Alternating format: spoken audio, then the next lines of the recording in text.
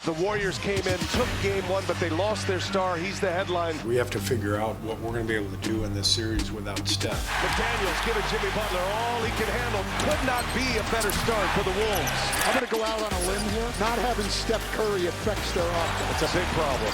Minnesota has arrived. Now the Warriors will try to do all they can on their home turf. As we open the hour discussing, the Timberwolves started game 2 against the Warriors on a 13-0 run and basically never looked back. It was the third wire-to-wire win in Timberwolves postseason history. The most recent one had been in 2004. So away they go with a 1-1 series headed back to San Francisco. Next game is called Believe It or Not, and we'll stay in that series. Hey, Wilbon, if someone said the Warriors, if they don't get back Steph Curry, are done, you believe it or not? I do, and I don't think Minnesota's going to win every game. I don't think they're going to, win 4 straight, including last night.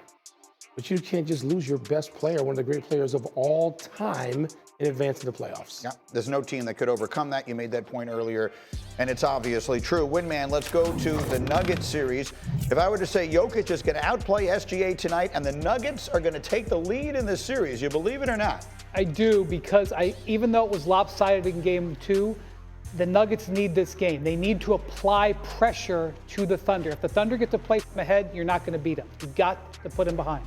And then finally, Alan, we got Pacers and Cavs. If I said Halliburton and the Pacers are going to sweep Cleveland, you believe it or not? I'm going to say not, only because with the Cavaliers team, first of all, the injuries have been a major factor. The Pacers are a great home team, and they are really a momentum team. You got to watch for it, but Mobley did participate in practice.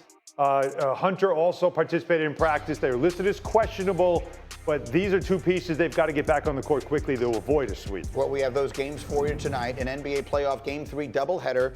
Cavs-Pacers begins 7:30 Eastern, followed by the Thunder and the Nuggets. Our countdown crew will tip off our coverage at 7 Eastern time.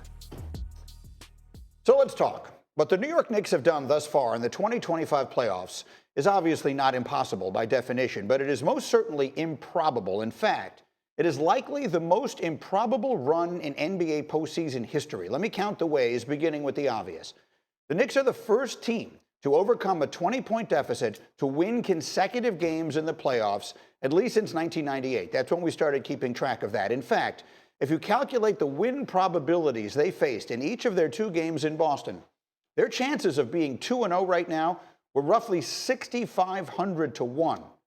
By comparison, you have a markedly better chance of being dealt 4 of a kind in a 5-card hand in poker than the Knicks had of being where they are right now. So there's that. But let's dig deeper. The Knicks are the 239th NBA team to win the first 2 games of a playoff series going back to '98. None of the previous 238 led those 2 games by just 12 minutes. That's where the Knicks are right now. They have trailed for more than 80% of the time on the floor, and they're up 2 games to nothing. If you include round 1, the Knicks have actually now won 5 road games in these playoffs, all of them by 3 points or less. The longest such playoff streak in history had been 2. The Knicks are now at 5 straight and counting. So how do you explain the inexplicable? Actually, it's easy. It's one word. The Knicks are clutch. They've outscored the Celtics 55-33 in the 4th quarters of these games. In clutch time, so within the 5 points in the final 5 minutes, they've outscored Boston 28-12. In Game 2, Jalen Brunson scored as many points in the final 2 minutes as the Celtics did in the final 8.5. Brunson has 14 clutch time points in this series. The Celtics, as a team, have 12. So this series is most certainly not over. The Celtics are the champs. They'll probably play that way tomorrow at the Garden. But at this specific moment, it is worth pointing out what we have seen from the New York Knicks in these playoffs is something that we have quite literally never seen before. So, Michael Wilbon, I turn to you on that note, and I ask you the following question. Are you a believer in teams of destiny? I've got people walking up to me in the street in New York here and saying things like, sometimes it's just your year, sometimes it's just meant to be. These fans have waited, 52 years since the last time they saw this team win a championship. Does this feel like they're just sort of a team of destiny? No. Not in basketball. I don't believe in it. I believe in the best player in the world. And if you have one of them, then like we saw with Joker 2 years ago. You get the best player in the world, you got a shot. And this goes on more, I think, in the NBA than the other leagues. You can have it in pro football. You got too many things going on where that person can't disproportionately affect the action. I don't believe it in the NHL because it's a game of goalie. Is what it is, particularly in the playoffs. But I get why people would feel that way about the Knicks, why they want to feel that way about the Knicks. By tomorrow, after the end of the first quarter, which you mentioned earlier, we could be saying, wait a minute, yeah. I mean, the Knicks have, Brian's pointed this out, the Knicks have not had a great game yet, and they got a great game in them probably as much as the Celtics do. The one thing, I trust the Knicks to get the max out of themselves more quickly than the Celtics, because the Celtics are bound to this philosophy, this cultism, as I'm calling it now, on how we have to play. This is what we do. I don't care what you do. Win the game. That's what you got to do. But I don't know if the Knicks are good enough. The same things that plagued the Knicks, the reason why none of us picked the Knicks to get to the conference finals anyway, those things are going to exist tomorrow at 3:30. Well, destiny. Yes. And now, like you said, all they've got to do is have one game where they're playing their game and get that win. Because they, despite the regular season matchup, the last two were a lot closer, despite what the regular season looks like. It was overtime, wasn't it? The last one was overtime. And so for them now, because it's if you want to call it, they were gifted 2 wins, and I mean, trailing 80% of the time, it feels like a gift. They weren't gifted. They took it. They took them because they were on the table to be taken. But you can't come from 20 points behind without help. Like if a team is winning by 20 points, they have to contribute to the other team coming back. So now you have the opportunity, because they gave it to you, to now really take it with a third win. Wendy looks exasperated. The reason that we're so attracted to this is that the Celtics are a team of calculation and the Knicks are a team of confidence. And the reason that this is going to be fascinating is almost nothing that happens in the first 3 quarters tomorrow is going to make the Knicks less confident. Unless the Celtics are up by 45, which I don't see happening. You're right. Almost whatever the score is going to the fourth quarter, because the Knicks are so confident, and because it could be back here with the Celtics. And that's why this is beginning to be such a special little moment here.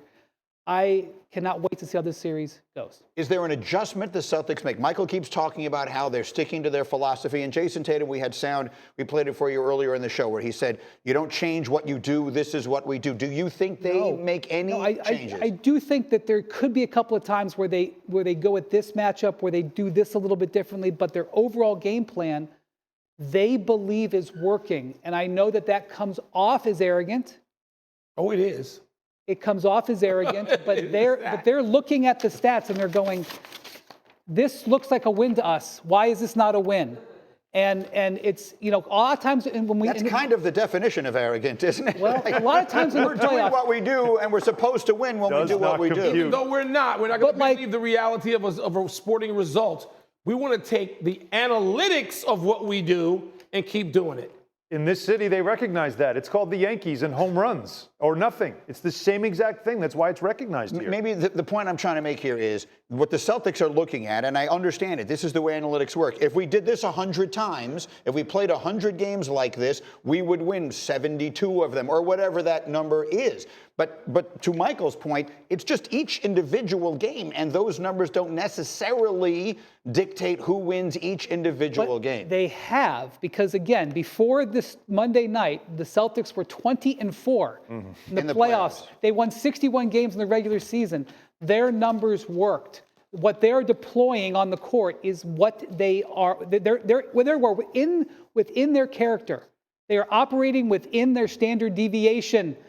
And the results are outside of it. And it's hard for them to accept. Can we all agree that we're all rooting for this could be a close game with 5 minutes to go, just because of the fascination of it and the theater of it? I don't think the people in Boston are rooting for that. We can.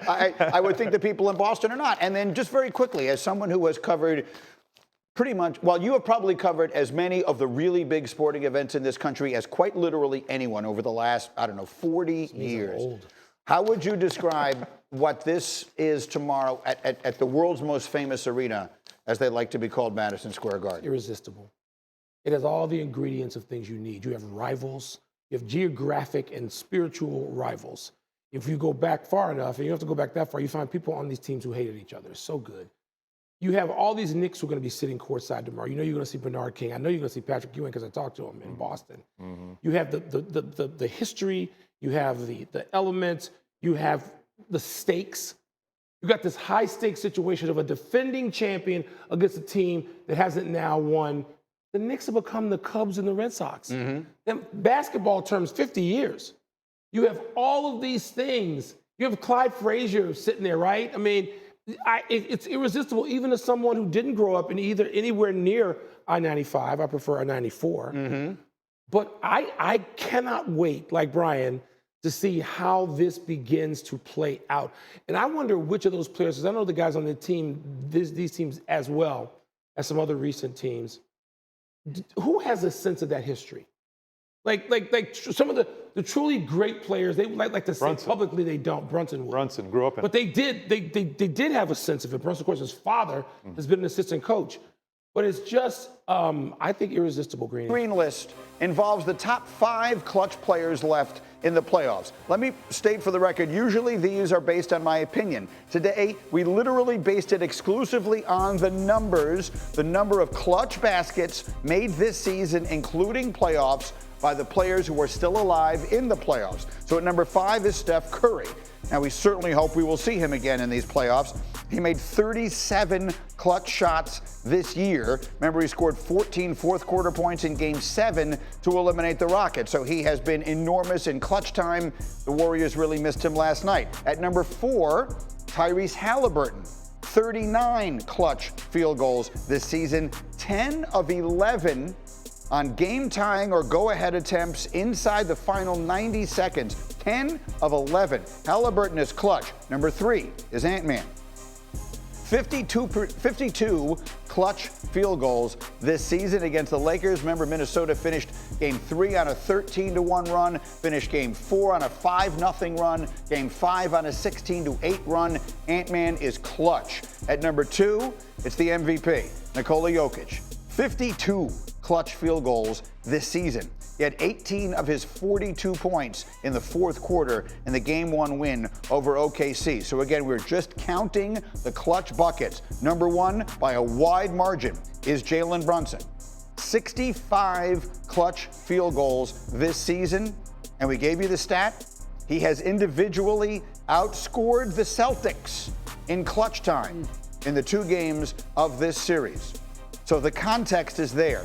These were the top 5 clutch bucket getters in the NBA this year. So you're asking, where does Jayson Tatum go on this list? Tatum actually had quite a few clutch time buckets, but this is the number that jumps out at you. He has shot just 17% on 3-pointers in clutch time this season. That includes the playoffs. That ranks 65th out of 66 players who had enough attempts to qualify.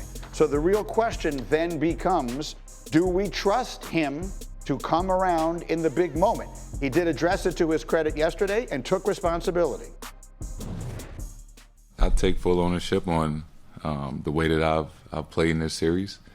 And, you know, can't sugarcoat anything. I need to be better. We have a way that we play. We have an identity. It can't waver just because we missing shots. We can't change who we are. It's not about our season being 2 games from over. Like, that hasn't crossed any of our minds. You know, you said last year, Windy, and I've quoted it a million times, winning a championship means never having to say you're sorry. So with that as the context, what exactly is at stake for the struggling Jayson Tatum right now? Jayson Tatum is a champion. He's a multi-time All-NBA, multi-time Olympic gold medalist. $300 million contract. He doesn't have to prove it. He also has many, many, many clutch baskets. The reason they give it to him is because he is 6'10". He can create his own shot. That's why they give it to him. Going to him, even in a fadeaway situation, in a lot of situations, is what you want. That's your best option as a team. What is at stake for Tatum and the Celtics is this: their existence beyond this season. Because the one thing, and I didn't think that we were going to be talking about this till June or July. They have a $500 million payroll next year. They have new ownership coming in that is going to mortgage itself heavily to buy the team at $6 billion. I'm not sure what's going to happen to this roster. And if you win 2 championships in a row, even if you have that money, you go find, loans to help you pay for that. If they don't win, if they get knocked out in the second round and they're looking at $500 million, I'm not sure this team comes back like this. Not that I think that Tatum or Jaylen Brown would go anywhere, but at some point this is going to break. That's what the Knicks are betting on. When the Knicks assembled this team, they didn't necessarily think they would win this year. They looked at their chance over the next 3 years. They got all their guys in their 20s. They're all signed. We're going to wait out the Celtics breaking up. That's what the Cavs are doing. The Cavs got all these guys in their 20s. They're signed. So let's do that, because the Celtics are that rare franchise in sports, like the Yankees, like the Lakers, like a few others, where one championship doesn't resonate. There are greater expectations. So not to take anything away. Tatum's a terrific player. Sometimes the conversation around him bothers me, which is why I want to frame the question this way. What is at stake for him this weekend? Place in the game. I mean, basketball, more than any other sport, values multiple championships. Is that fair? Probably not, but it is. I mean, ring counting it's a thing. It's a real thing, and it's increased. I don't remember it being this dramatic pre-Jordan, but it is now. And in Boston, where you go in and you look up at these things, and you know that Bird and McHale and Parrish had 3, and you go back further, and people have 6 and 7, and Cousy and Heinsohn, and of course the great Bill Russell and KC and Sam, and Cowens has 2. You have multiple rings are how people define even themselves now. Players have these conversations. We go out to dinner with guys. They will hold you to defining it that way. So if that's the case, all right, then Jayson Tatum needs, Nikola Jokic needs enough. If we're going to start talking about Jokic and comparing him to Shaq, and okay, then he's got to have at least a second to get in the conversation, as great as he is. And so Tatum, I think, is bound by the same convention.